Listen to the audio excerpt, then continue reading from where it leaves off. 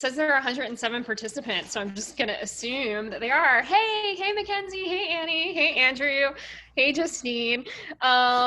So I'm gonna show you what we're making here today. We're gonna try to do it in 30 minutes. So this is called the Miura fold, and as you can see, it is almost like a three-dimensional paper spring. It's considered an auxetic metamaterial, and that is a mechanical property. It means that this shape has a negative Poisson's ratio, and it basically just means that, like, if you stretch it left, right like this, it also springs up, down. So this is a quality that, like, really isn't found in nature, but, like, has, like, a lot of, like, practical uses in engineering. And I'm going to tell you a little bit about those, but I just wanted to show you this because these are some risograph sheets that I made about the Miura fold. They won an award from the Type Directors Club this year, and it's all about, like, what the Miura fold is and, like, what its technical applications are. But the back is probably, like, the most interesting thing from a design perspective, because we're so used to, like, thinking about design as being for 2D space that, like, what happens as soon as you get a three-dimensional space. And so, like, I tried to make, like, a lenticular gradient, so it's, like, all blue if you look at it from one angle, and then it's all, like, red if you look at it from another angle, and it just kind of blends, like, as you play with it. So this is, like, the most fun fidget toy. So if you're sitting alone at home and you have nothing to do, which we all are, this is, like, a very pleasing thing. Okay, so we are going to start making it. I sent all of you this template, but I know that some of you don't have printers at home, so I'm going to walk you through it. So for those of you who have a template, I want you to crease along the columns. So there's, like, long skinny columns on here. I want you to start creasing them. For those of you who don't have a printer, what we have here are 10 rows. And so you can start by, 10 is divisible by 2. So start by bending your paper in half. And then once your paper is bent in half, just divide it into 5 columns. And those will be, once you have 5, you can kind of, like, bend them and pre-crease them here. Let me know if you don't understand what I'm doing, but basically we want 10 long skinny columns. And so if you don't have it printed, folding it in half and then doing 5 columns and bending them one way and bending them the other way is what you want. And the goal is, for those of you who don't have the pre-printed template, the goal is to make all the columns an even width, because you'll get the best results that way. So everyone's making these 10 columns, and what I want you to do when you're bending them, so we're training the paper and we're telling it how we want it to bend in the future. And so when you're bending the lines that define those columns, I want you to, like, bend it one way, crease it really hard, and then bend it in the other direction and crease it really hard.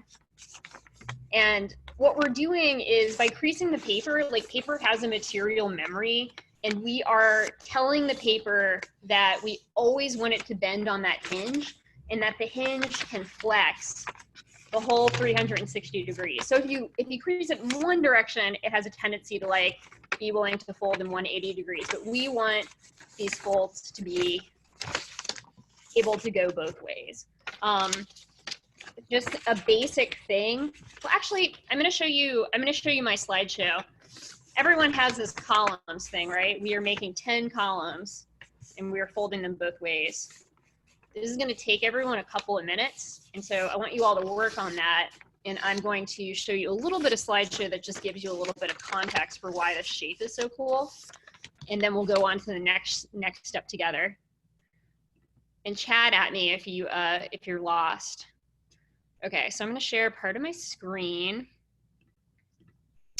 Okay, so this is what we're making, the Miura fold. And another graphic design challenge I had here was I really wanted to create type that reflected the structure of the three-dimensional patterning of the Miura fold, but render it in 2D space.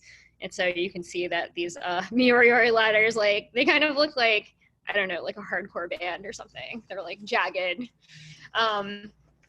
But yeah, so it was kind of fun because like it's the way to like Shrinky Dink type. You know, like it starts off really pristine, and then as you start manipulating it, it shrinks down and morphs, almost like variable type does. Oh, this one is just showing off a little bit of that lenticular effect, and like, oh man, it's so much fun to design graphic design for three-dimensional surfaces. There's so many like cool little optical things you can do. These are all risograph printed, and I made a folder of like 4 different origami patterns. We're folding the easiest one. They get harder as it goes on, but these are all of them together on the table. And yeah, I just want to show you that this is like a basic principle of origami, is that origami templates are usually marked up with red lines and blue lines that indicate where the mountain folds are and the valley folds are.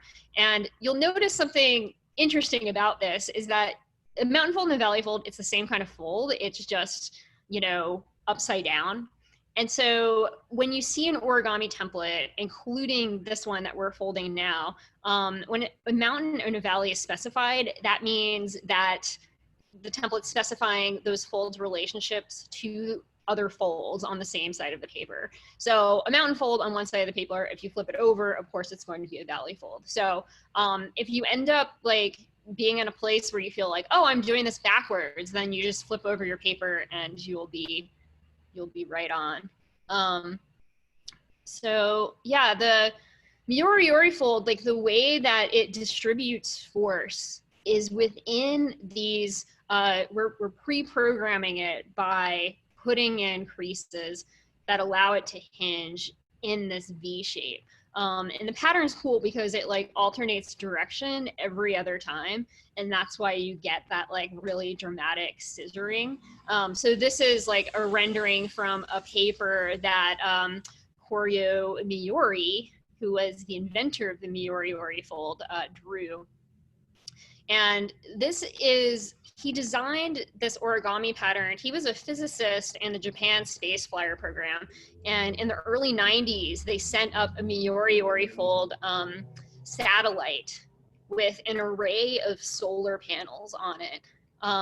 And the reason, the mechanical advantage to these solar panels, you can see it on the Miura fold. You can also see it in this new, this is a new solar panel design that is based on a different paper craft mechanism, but it's like the same idea that, you know, when you pull it, you have all these solar panels that are like tilting in space.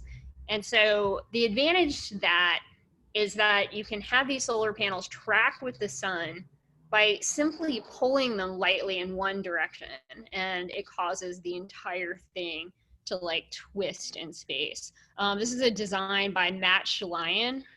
He's an origami artist who like reached out to different like science and tech labs at different universities and said, hey, I think that like my structural skills might come in handy, and do you want to work with me? And ended up patenting this new, very efficient, very low material solar panel system. So I like the stuff in the Miura fold in particular because it shows that the lines between what we say is craft and what we call technology or engineering is a little bit arbitrary. You know, oftentimes it is, you know, like the first industrial revolution, like linkages won out, and that was what technology was. Now we have silicone, but you know, increasingly when there are challenges in spacecraft design or in nanotech, like they look to origami because it's a way to make mechanical movements that does not involve like shrinking or blowing up like, you know, gears and pulleys and like traditional engineering things. So, okay, I'm gonna come back to you. I'm hoping that we have everything pre-creased. So how are you all doing? Do you have 10 columns yet? Does anyone have 10 columns yet? Yes, awesome. Thank you. Wow, there's 110 of you. Cool. All right, well, I'm going to catch up and get my 10 columns. I'm almost there. Yeah, so feel free to ask me questions in chat too if there's anything that I'm saying that you don't understand. Yeah, like something that I learned about recently was this relationship that weaving has with like early computing. And so it's funny because like I think a lot of these craft disciplines have been kind of like female coded, and then like a lot of like tech disciplines are kind of male coded. And I feel like it does a disservice to like the functional capability and the like intellect that goes into creating these systems a lot of times for, you know, bad, you know, sort of misogynistic reasons. Okay, so we all should have 10 columns, and it should be able to be accordioned one way or another way. We're getting to the next step. Cool. Okay, so some of you have printed templates. Some of you do not have printed templates. So mine's printed. Let me see if I can get this to focus. Focus, focus. Can you all see that I have diagonal lines printed on here? So I want you to think of this as kind of like a barbershop pole with stripes of equal width. And we're going to do the same thing and bend along each line. They need to be diagonal lines, and they all need to be parallel with each other, which is why I said barbershop pole. And I want you to bend it one way and then bend it the other way. Because if you look at the structure of this, like, so the columns that we just bent, the 10 columns, they go straight up and down. But then our rows, you know, we have columns and we have rows like a spreadsheet, but the rows are zigzag. And so we get those zigzag rows by having our paper in an accordion like this, and then bending diagonal lines. And you want your diagonal lines to have a thickness that's like roughly equivalent to the column. So the column width and the row width is about the same, but all of these rows are diagonal. And it's going to be easier if you have the printed template because you already have the lines there. But if you don't have the printed template, just go ahead and you can draw them on first and do it, or you can just go ahead and fold on these diagonal lines. And again, we want our folds to be direction agnostic. We want them to be equally happy turning into little mountain folds or little valley folds. And so I'm folding it one way, increasing it pretty hard, as hard as I can with my fingernail, and then folding it the other way, increasing it pretty hard with my fingernail.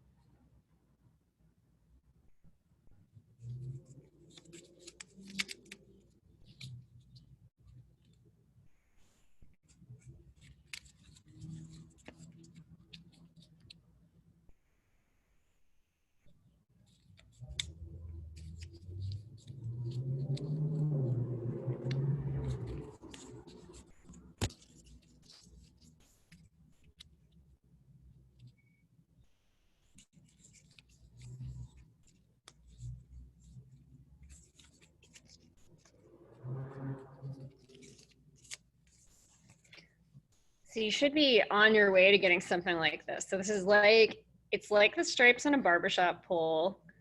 They're diagonal, they're even, and they run all the way from the top and the bottom. And it ends up being this sort of like floppy thing. I'm going to give you all a few minutes to catch up because I know that it's probably hard for the people who didn't have printers at home. I was gonna say, if you're like interested in seeing some of the more modern engineering like applications of origami, there's something called the Origami Revolution that was a documentary. It was a documentary that was on, I think it was originally filmed by Nova, but PBS aired it, and I think you can stream it on the PBS site.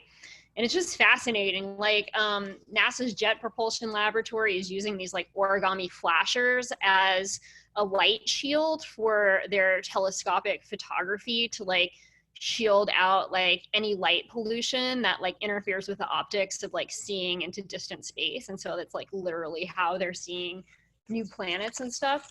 And the Miura fold, like in nanotech, like the main way that it's being used is in stints. Like imagine that this is really, really super small and you put it inside of a vein and it's like, you know, it's a tube, not just a sheet, but they can insert it. And then like when it's exiting, they can kind of like pull it and it balloons up and it like opens like a collapsed vein. And so that's one application. Another application that there's like a surprisingly large amount of research on it.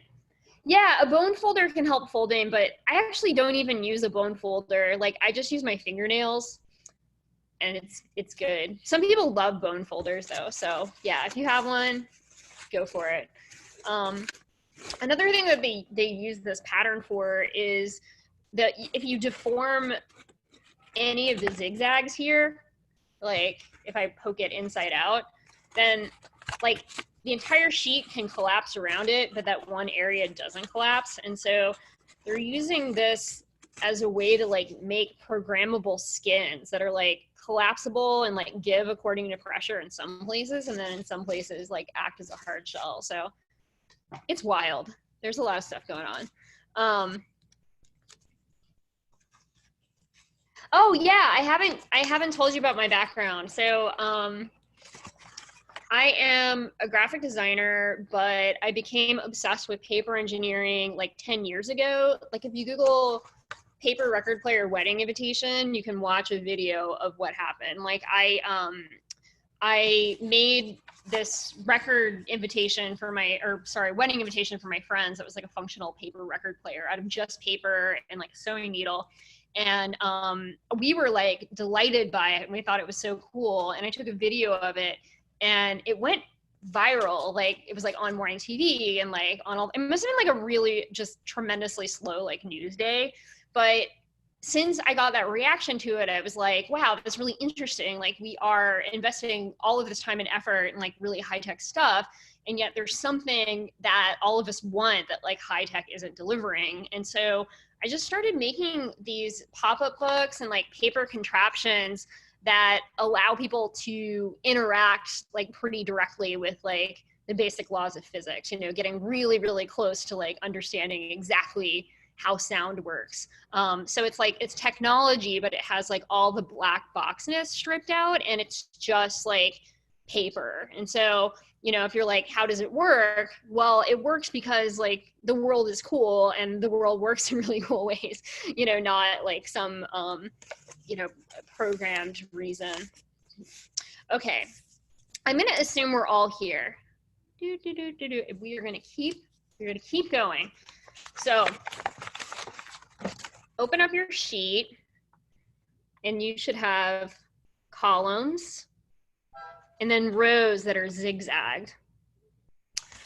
And what I want you to do, find this very, very top row that looks like all these little triangles.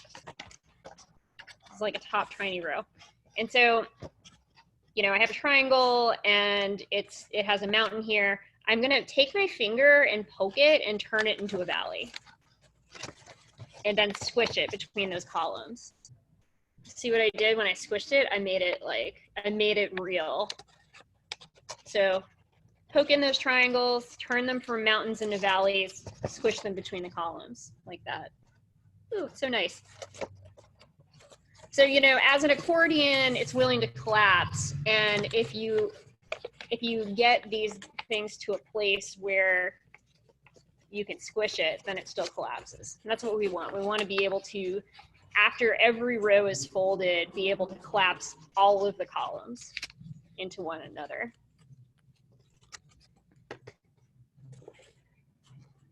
Yeah, so when you're done with that first row, it should look like this. You should have a bunch of little triangles that used to be mountains that are now inverted inside out to be valleys. And when you turn it on the side, you can see that the shape has changed. It's no longer like a pole. It's like a pole with this diagonal bite out of it. Cool. So I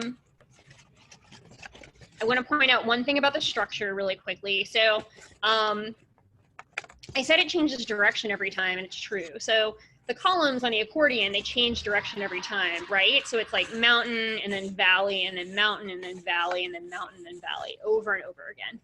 So the rows are going to do this too. And this is what is hard about this pattern. So this next step is going to be hard. So what we did right here, if you look at the zigzag ridge, that's a mountain. The next one we want to make needs to be a valley. And so what I want you to do, this is going to be kind of hard and kind of scary, but it's fine. I want you to open up your sheet a little bit, put your finger on the left and right side of that next zigzag row. And we're going to tell it we want it to be a valley. So we're just going to soft bend the paper into like a soft valley shape, almost like a U. And then you can see that by soft bending it, I can really see that zigzag ridge that I'm focusing on.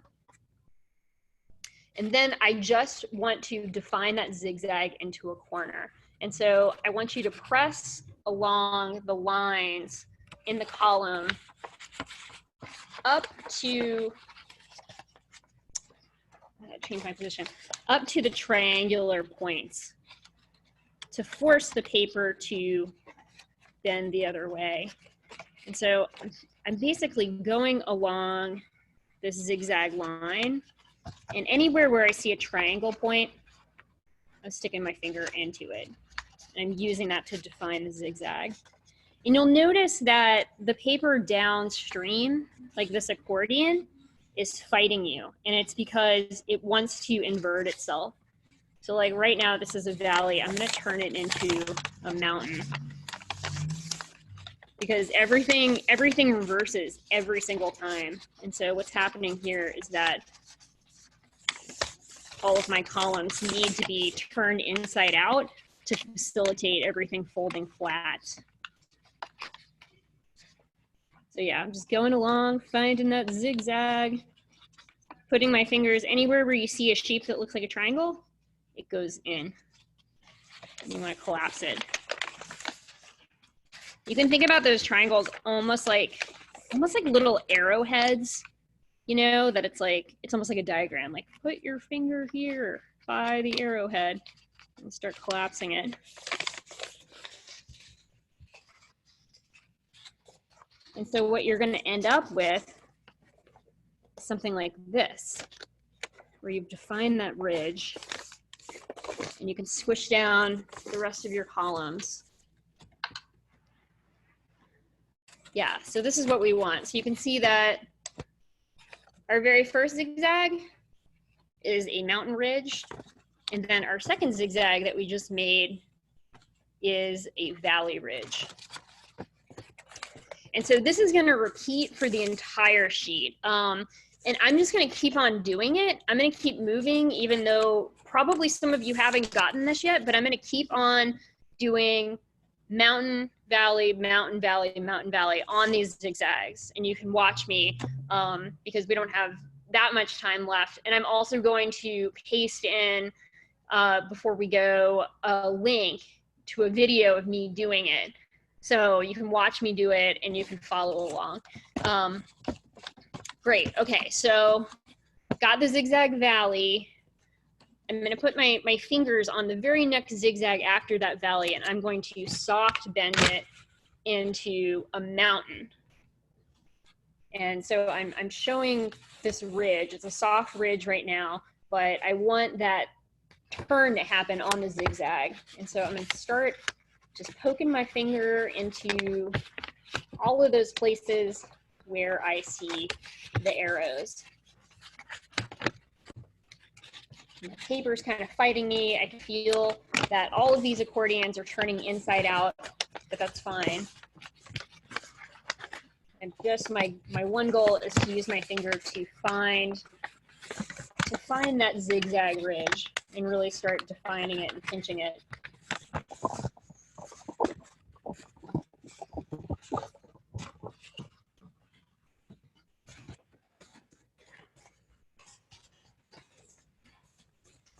So I've got like half of it going over here.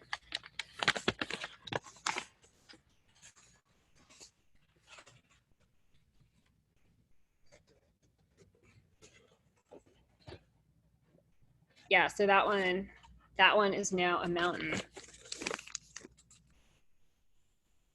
Okay, so if any of you are still on that second row where we made a valley, we're gonna do that again. So just watch me do it again here. So I am 2 rows down from where you are, but it's the same story and it's just the same thing over and over again. So putting my finger way on the left side of that zigzag, way on the right side of that zigzag, and I'm soft bending the entire paper to make a soft valley. And then, you know, I'm looking at that ridge with my zigzag line, and I'm gonna poke my finger into those triangles. See a triangle there, great. See a triangle there, awesome.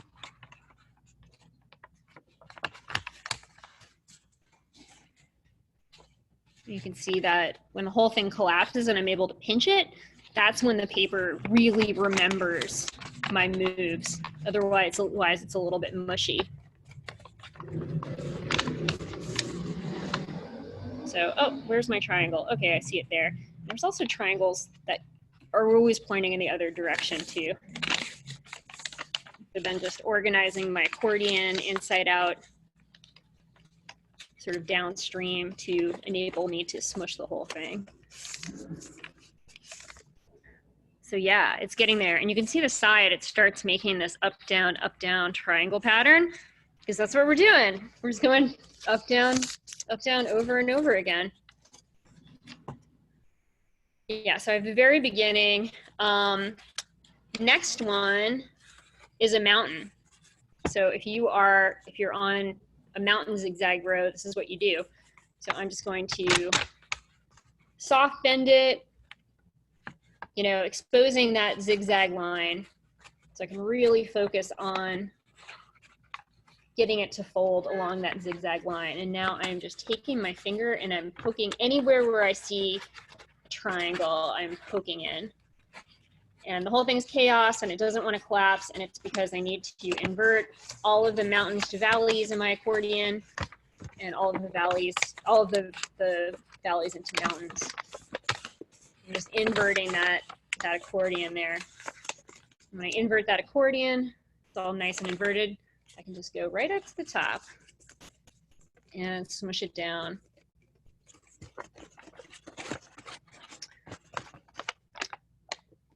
Cool. All right, we are getting there. So admin told me that we had until 5:35 and now it's 5:36. So I don't know how much longer we can do this, but the good news is that it's just the same thing over and over again. And you can do it on an 8.5 by 11 sheet of paper. You can find photo backdrop paper that's 16 feet long and do enormous Miura fold. It's a modular unit, so you can like cover enormous surfaces. Izzy Miyake does like pleats and different kinds of folding with fabric. So, oh, I can go a little bit longer. Awesome. Yeah, so like, and also there's like different Japanese like tie-dyeing techniques. Like so many people are like into tie-dye right now. Like you can fold up your fabric and like steam it down into like some of these like crazy folding patterns and then like dip it in dye or like half dip it in dye, and you get like very interesting tie-dye. So So yeah, I'm just gonna go on a little bit longer and finish my sheet, and then I'm gonna direct you to a link of a video of me doing this forever. So you can watch it over and over again. So yeah, so this ridge that we just did was a mountain zigzag. So this next one needs to be a valley zigzag. And so finger on the left and right side here, and soft bending it to make like a little U-shaped valley where I can really see, you know, it's like really like I'm focusing on this particular zigzag now. Gonna poke my finger into all of those little triangles. Triangle, triangle, triangle. Pinchy, pinchy. And then I have to do some cleanup with all of my accordions here and gather them. Yeah, it really changes the game when you start thinking about doing graphic design for three-dimensional paper objects. It's really just super fun. All right, got my next zigzag valley. So let's go on to a zigzag mountain now. So I'm going to grab on the left and right, soft bend it into a mountain, and then along that soft bended zigzag, I am just finding all of the triangles to define the zigzag.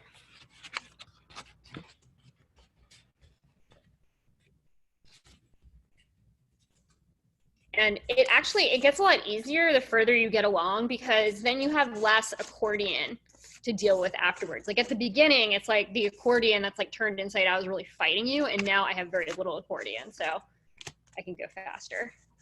And then every time you finish a row, make sure you squish it to like lock in all the changes. Okay, so we're going to the next one. And really, like, what I want you to do is, like, this is just a folding pattern that people know. Like, think about like what you could draw on here, paint on here, tie dye on here. Like, there's so many different like things you can do with this shape. You know, don't stop with just folding things. You know, you can also, a neat thing about these is that this fits in like a normal business envelope. So you can make like a secret message or a work of art for a friend and put it in an envelope and just put 2 stamps on it and send it. Yeah. Okay. So art ideas, art in the pandemic ideas. So this next zigzag row is another valley. And so I am bending it into a U-shaped valley. And now I am, I have it facing towards me, but I'm going along that ridge and finding that zigzag and just defining it by poking it with my little pokey fingers.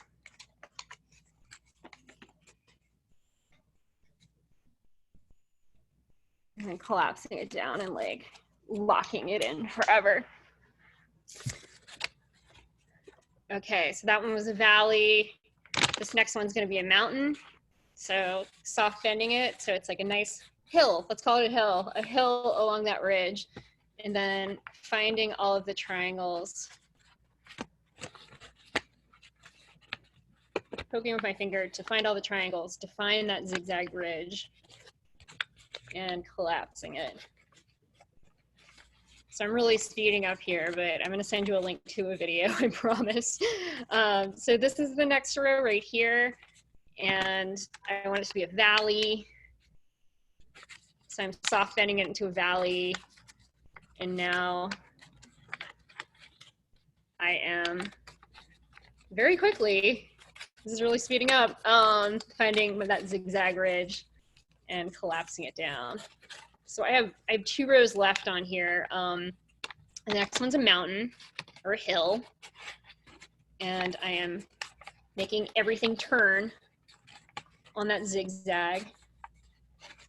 I almost use like the accordion pleats as almost like a channel or a rail that I can like press the force until it gets to that zigzag point, and that's where it stops. And it's that force that's routed that way that allows it to turn 90 degrees. Okay, so that's a mountain. Next one is a valley. So it's hard to make a satisfying U shape because we're almost out of paper, but basically the paper just needs to go that way towards the camera.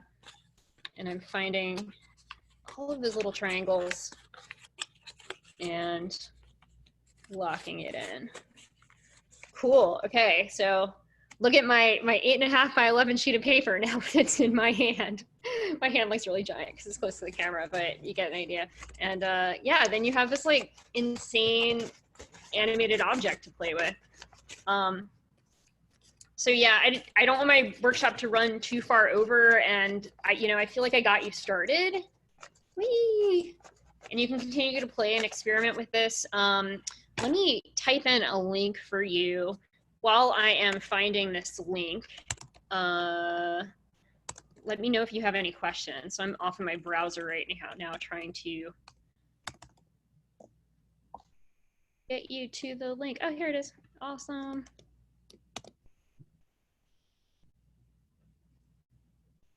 Okay. So that's a link with videos. I also have like a whole bunch, like at the School for Poetic Computation last year, I ran a class called, it was a paper tech class called Code, Paper, Scissors, where we talked about tech and computing and paper folding. And I created this site with all kinds of like paper templates that like, you just need to know Mountain Valley and then you can figure these things out. So that's called cutfoldtemplates.com, and I'm going to give you a link to that. It's like fun. It's fun pandemic stuff because it's fun stuff to do in the pandemic because, you don't need anything. You just need paper, which like most of the things I want to make, I'm dissatisfied because I can't get the supplies. So, so yeah, I hope I gave you enough instruction and information to like run with it and like make some cool stuff and experiment. And yeah, I guess let's end the workshop because I don't want to go over too much and I have to teach a class at 6 anyway. So yeah. Oh, you can see more of my work.